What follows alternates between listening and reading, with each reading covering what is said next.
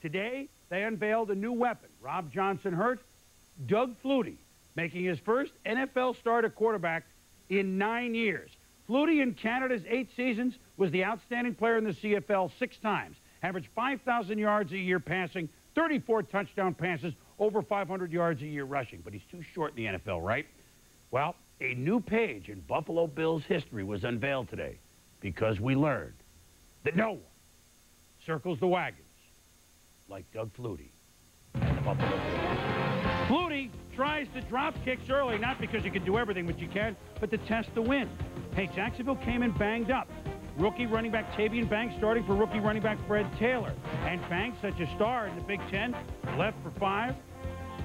Then down to the 4-yard line on the first drive of the game. 2 plays later, Banks a touchdown. Hey, this is why the Jags are 5-0. They got a great line.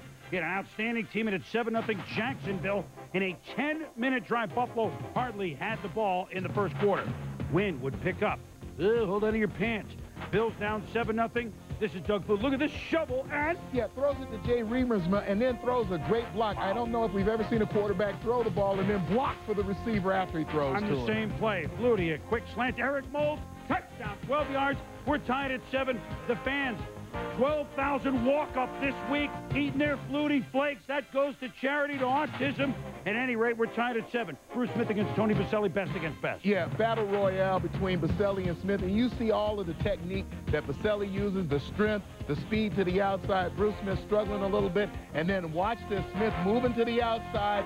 You're going to see Brunell start to flush to his left. Smith there for part of a sack. First time in 3 games, Bruce has gotten a sack against Tony Baselli. The Jags lead 10-7 in the third quarter. Antoine Smith, second-year running back, hits a fumble. Tony Brackens, who batted down several passes today, picks it up. Watch this. Whoop! He's going to flip it to Aaron Beasley. And Beasley makes a great run all the way down to the 12-yard line. But the Bills defense held him to a field goal. Remember it, 13-7, not 17-7. Bills next possession, first and goal at the 8. Flutie, pump fake, jump fake, jump, pump. Broken up by Beasley. Wow. Well, Doug Flutie is just so unique. You watch this. Defenders are used to a guy pumping them, but not jumping and pumping. He gave him everything he had, full package. They've traded field goals 16-10. The Jags lead at 3rd and 2. And Brunell is sacked by Phil Hansen and Pat Williams on a 3rd and 2. 2-minute warning. They punt. So Flutie gets the ball with just under 2 minutes to go. Down 16-10. Quick pass to Andre Reed. He barely holds on. The Jags wanted the call, but the rest made a good call. Possession, Reed, catch. Next play, Thurman Thomas. Inside draw, 9 yards. Now this is the one I like. 2 plays later, 3rd and 1. Get the first down first. Not exciting. They get a first down, they call a timeout. Rather than panic, now they make a plan. Joe Pendry, offensive coordinator. 2 plays later, 2nd and 6. Flutie, shotgun to Eric Mold against Chris Hudson. Catch! It's a touchdown! Flutie has done it! They pulled off a win, 17-60. Wait a minute. The ref says he was down. So now the Bills have to regain their composure. They spiked the ball. What happened, Tom? That cost him a down. You're going to see his knee hit down. Moses going to the end zone right there. So that was the correct call by the officials. So now the Bills have spiked it. It's 2nd down for Wade Phillips. 2nd and goal from the 1. Flutie, lob to Mold, incomplete. 3rd and goal. Another play. Try the other side. Flutie, lob, Andre Reed, incomplete. 1 chance left. 16-10 Jaguars.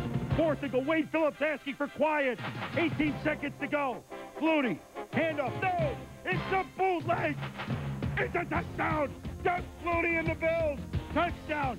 Not quite the Lambeau leap because Doug's not that big. He can't leap over this thing, but he can leap over buildings with a single bound. Coughlin, amazed. Look at the play again. Fake to Thurman Thomas. More on it in a moment. Flutie beats everyone to the end zone. The kick, good by Coughlin. He was trying to steer it wide. 17-16. The Bills. Little guy meet the biggest guy. Flutie, Bruce Smith embrace an unbelievable finish. As the Buffalo Bills were 0-3, they're now 3-3. They gave the Niners their only loss of the year. They've given the Jags their only loss of the year. I've lost my voice for the first time of the year.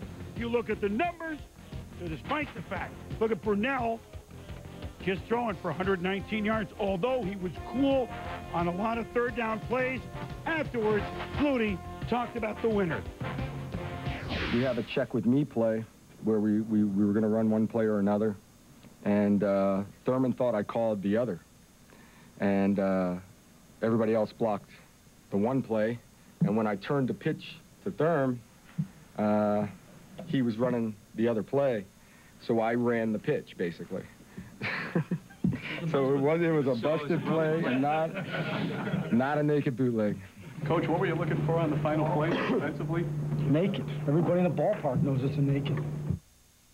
Well, part of the reason he knows what Flutie can do, Tom Coughlin was the offensive coordinator for Flutie's first 3 years at Boston College. They go a long way back together. Now, we were calling for it on second and third down because do you remember 10 years ago, Flutie was quarterback of the Patriots. They were down to the Colts in the final 30 seconds. And, I mean, it's, except for where the ball is, it's almost a replay. Different uniform, 10 years ago, bootleg left corner, touchdown, and the Patriots won then.